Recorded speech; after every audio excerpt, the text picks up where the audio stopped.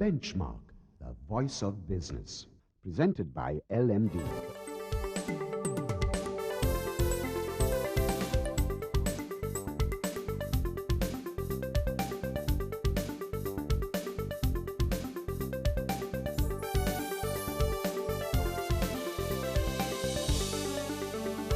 On this edition of Benchmark, the Chairman and Managing Director of SoftLogic Holdings, Ashok Pathirage, is in the studio today to give us his unique perspective on Sri Lanka's FDI prospects.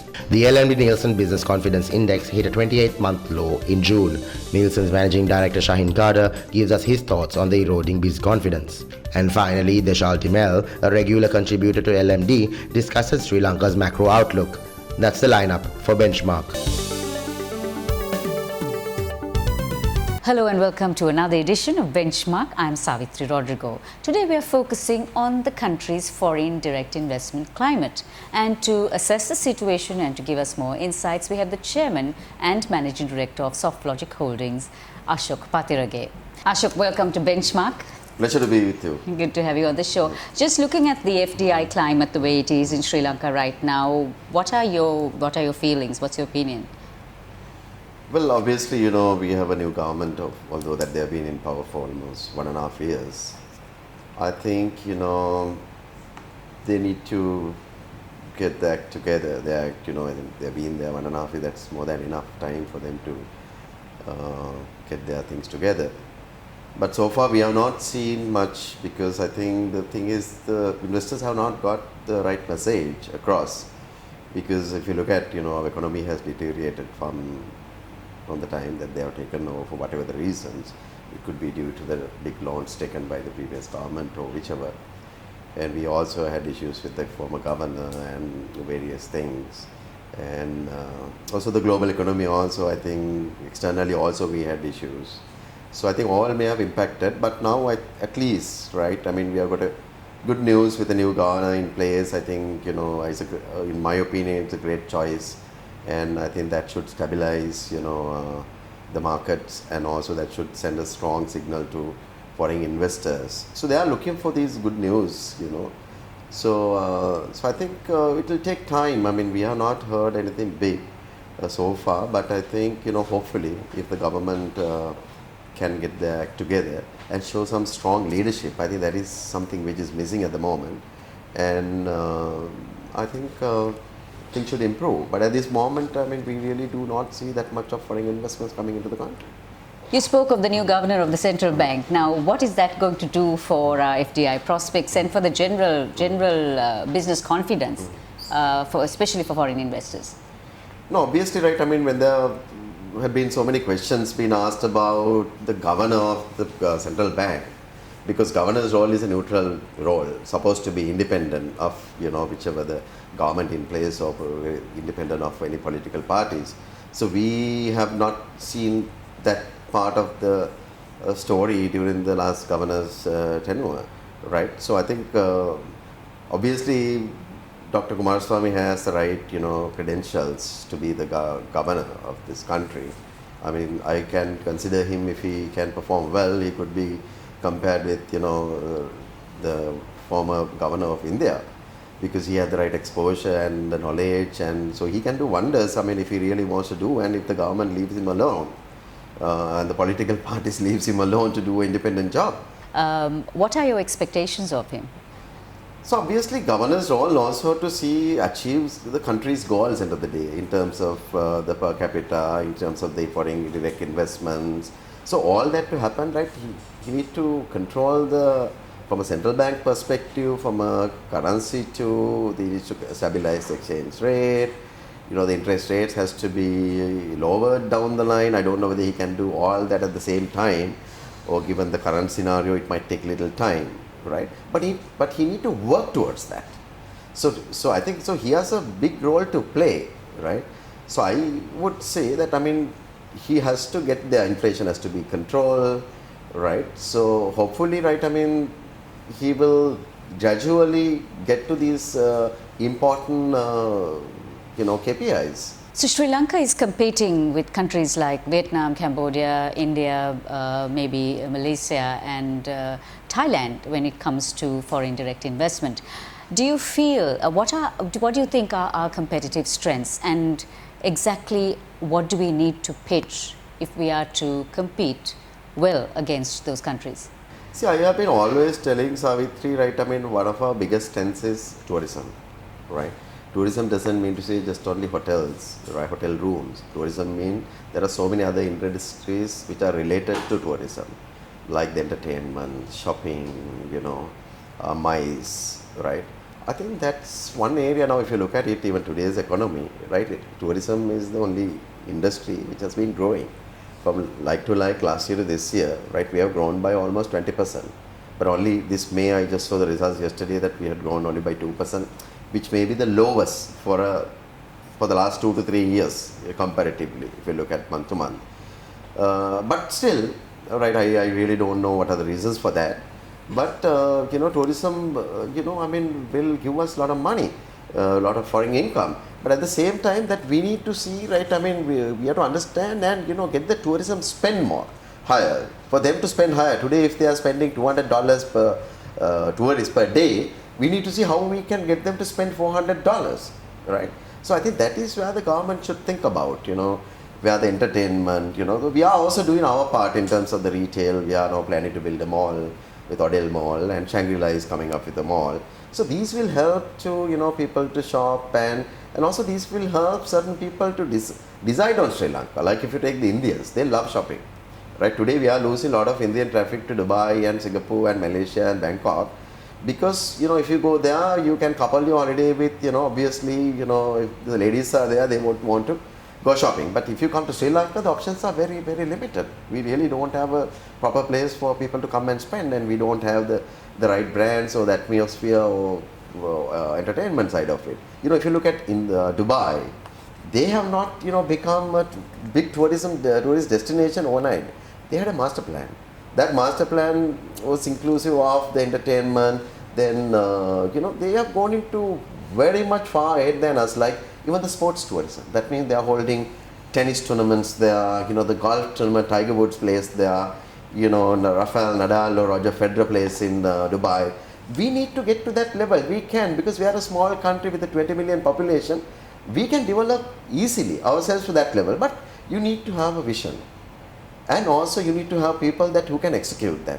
So I hope, right, that, our authorities has that vision, and it's no point having the vision if you don't have the right people to, execute the plan. So we'll get back to that discussion, Ashok. Time for a commercial break now. When we return, we talk with Ashok Pathirage and ask him to assess retail development in Sri Lanka, and also what investors into the hospitality trade would be looking for. Stay with us.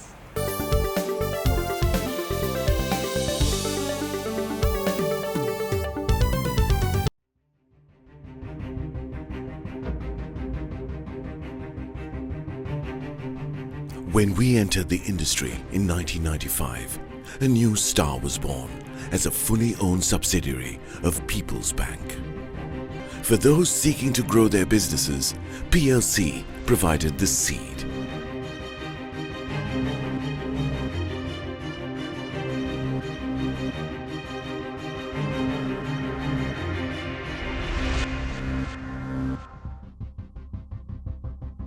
We are not only Sri Lanka's #1 leasing company, but also the largest non-banking financial institution. Welcome to a new dawn for the nation.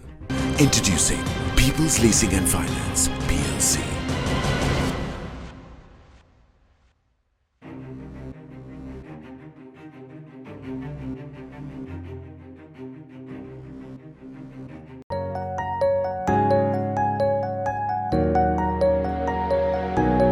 We understand that savings provide for life's special moments. That's why we were the first bank to introduce an incentivized savings scheme, Pathum Vimana.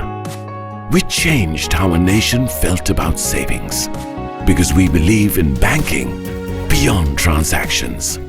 HNB, your partner in progress. You're with Benchmark. We return to our discussion with the Chairman and Managing Director of SoftLogic Holdings, Ashok Pathirage. Ashok, when you do look at the retail development industry here in Sri Lanka. The proliferation of high-end brands, how has that impacted the general FDI prospects and the general business sphere in Sri Lanka? Not yet, right? I think that will come because no retailer would come and put their money here, right, without having proper retail space. So that's why these malls are important, right? And also these large retailers would want to see the scalability, right? So it's not going to, you will not see Zara's and H&M's coming and put their money in this place. Obviously they might consider about the franchise model, right? I mean, this is where we make come into play. But so that's what I said. I mean, without infrastructure, you can't, expect, everybody to be there. At least we have roads today. You can reach Colombo through the airport highway. I think now they are connecting the inner circle, circular highway as well. So I think on that front, we have progress, right? I think, but there are certain infrastructures to be built. So if we're looking at the hospitality trade, of which you yourself are a player, what do foreign direct investors actually look at if they want to invest in that industry? Well, I think, right, time to come, right? I mean, we need to get into integrated kind of solutions like, malls and hotels, and convention centers and things like that. I think John Keel's project is something similar to that. And I think Shangri-La also has, I don't know about the conventions part of it there. So I think these kind of projects, will attract foreign investment now. Shangri-La, the entire investment is from Shangri-La, right? At least on paper, I have seen it's $500 million. So I think it's a substantial amount. And then we are talking about Colombo Port City. That also I'm not sure at what stage which it is. But if you create that Colombo Port City, I'm sure that there will be a lot of foreign direct investments will come there to build a new city within that. So I think that is what people are looking at, Then so it has to be also related to entertainment, parks and theme parks. It may not be in Colombo, right? I mean, we have to look into those things, right? So I think those foreign investors, large investors, will look at they would want to see $200 million plus kind of investments. Otherwise, that's not very attractive. I mean, even from a country's perspective, $100 million investment is not very big today, right? I think we need to now tap into large investments, and also I think FDIs can be tapped into with the infrastructure projects. Government should share, like running up airports, building roads, ports. I think that is where that they must get these big investors. You mentioned prospective industries like tourism, outsourcing, manufacturing as being the promising industries for FDIs into Sri Lanka. What are the gaps that exist that we need to improve on if we are going to work that out? There are no gaps as such. I think that facilitator role, which has to be played by the government in terms of the policies and in terms of having long-term policy thinking, without changing it every year and every second year. So I think that continuation of policies, policy framework, government attitude towards these investors, red tape, cutting red tape, I think that is what is needed. I think that facilitator role has to be played by the government well, right? If that happens, I think, the foreign investors would be very happy to come here. But today what they are getting is different mixed signals from various people. And also the government doesn't have one voice. Everybody talks different language. Same message being being sent out by different people in different ways. So people, even forget about the foreign investors, even the local private sector doesn't know what is happening, right? So I think they need to be disciplined, right? If there is a government spokesman, there has to be one spokesman who must come and very clearly must tell this is what it is all about, right? Now we are talking about capital gain tax. Now suddenly we hear there is no capital gain tax, and suddenly some minister speak and say that we are going to impose capital gain tax. So nobody knows what is exactly going to happen. So how do you plan? So our biggest drawback is consistency. Consistency, right? So if you look at Sri Lanka in 5 years' time, in 10 years' time, what do you see and what are your hopes for the country? See, we are very positive. I have been always a very positive guy, so although that I have been criticized, I have been speaking little against some of the things, right?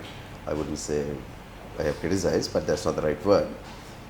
because we would love to, we want them to get their act together. That's why I'm coming out with all that. We are positive, Savitri. We have gone through a 25, 30-year-old war, and my company, I built this during that period. I started during the war, right? War only ended about 5 years or 6 years ago. Now we are actually going to celebrate our 25th year anniversary. So we have gone through very, very difficult things, but we have always been very positive. So if we can't get our act together today, I don't know when we are going to get there. So in my thinking, if you look at from my perspective, I don't care about what the government does, honestly. We box on, right? But that's not how others going to think. I was answering you to more FDI, that means the foreign direct investment. But if you look at from a foreign investor's perspective, they will not think like that, because there are so many other options, right? We also have other options, but we love this country, right? So one of the things is not about the greed about the money for me. It's about, partly we are responsible. End of the day, we want to give something back to the country, right? We are not going to take all this and go away, right? So we have put all our investments there, and I am positive we will somehow get there. And I think that, we are a very resilient nation. As people, we have gone through very difficult hardships, and we can all come together, right? So I think, what we need to think is, we need to think more in a more mature way without being selfish, right? I think that is where that we have gone wrong. Even our politicians have been very selfish. I think we need to think about the future generation. We need to build something for them. We must forget about ourselves. And I think we will get there, Savitri. I'm positive about it. Thank you, Ashok. As always, it's been a pleasure speaking with you. Thank you very much for having me. We've been chatting with the Chairman and Managing Director of SoftLogic Holdings, Ashok Pathirage, on various issues, including FDIs, the hospitality industry, as well as the retail development sector. On the other side, we have Anushan Selvaraja with more.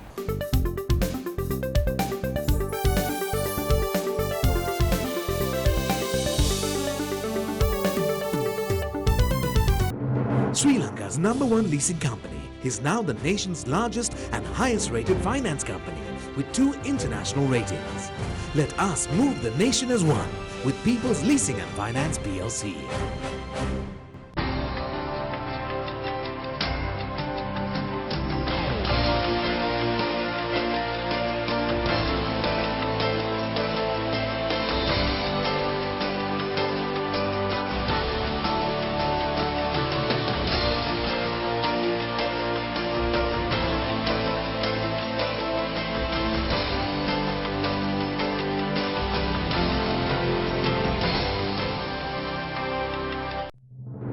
Sri Lanka's #1 leasing company is now the nation's largest and highest rated finance company with 2 international ratings. Let us move the nation as one with People's Leasing and Finance PLC.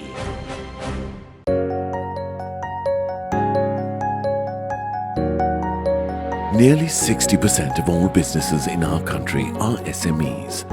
Some of our most growth-oriented financial solutions have been customized to serve this sector. That's why we have invested over 500 billion rupees to support the backbone of our economy.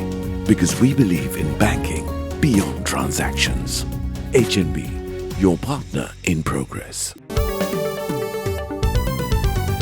Hello and welcome back to Benchmark. I'm Anushan Selvaraja. Now for a closer look at the latest on the Business Confidence Index, and joining me is the Managing Director of Nielsen, Shaheen Kader. Welcome back to the show, Shaheen. Now, to start off with, the BCI is at over a 2-year low. Now, what are the sensitivities behind this drop? Yeah, actually, in addition to the BCI, Nielsen also tracks the Consumer Confidence Index, the CCI. So the BCI has actually dropped to a 26-month low, basically on concerns of the economy and future business performances of businesses because of these concerns about the VAT increase and also increasing concerns about inflation. But, as you can see from the chart, this index has dipped way below this level in the past. For example, in I think May 2012, the index dipped even further, mainly because of these concerns of the anti-Muslim riots that took place at the time. So although it looks bad, it's not. In perspective, one has to take it in perspective. Right. The CCI has actually fallen to an all-time low, however.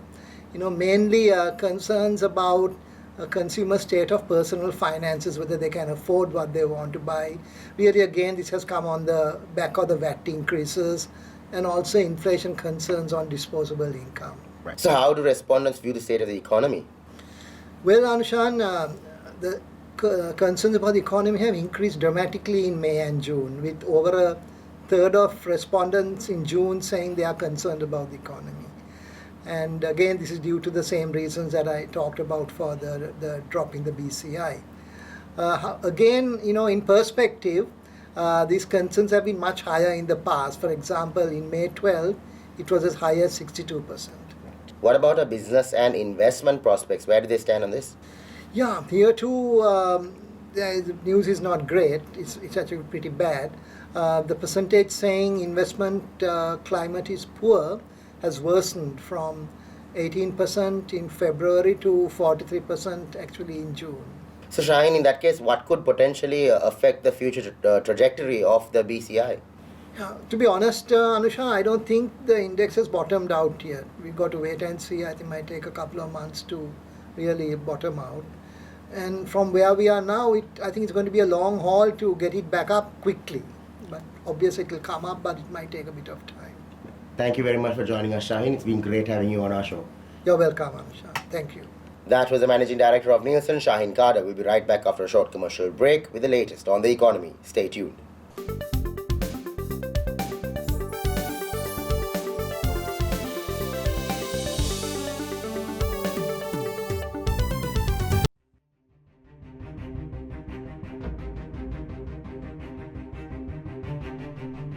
When we entered the industry in 1995, a new star was born as a fully owned subsidiary of People's Bank.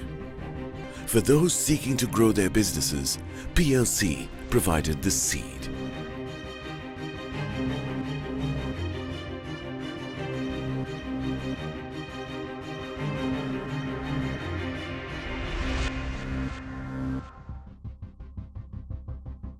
We are not only Sri Lanka's #1 leasing company, but also the largest non-banking financial institution. Welcome to a new dawn for the nation. Introducing People's Leasing and Finance, PLC.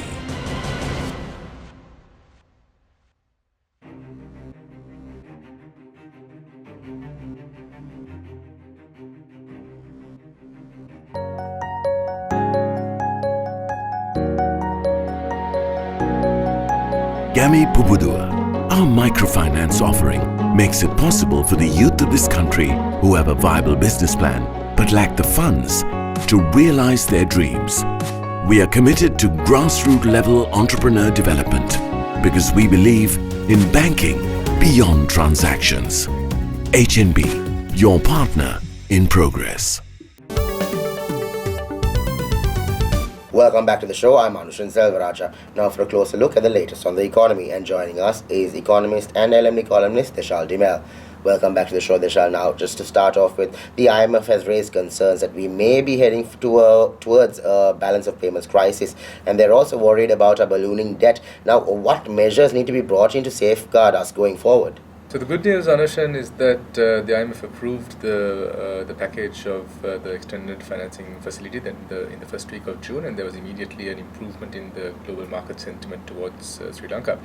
It is correct to say that there was a significant balance of payments issue that was developing. If reserves had come down to a very low level, around just over $5 billion, and at the same time there was a significant amount of external payments that were coming due as well. So given those two developments, it was quite a worrying situation in terms of how we were going to meet these external payments.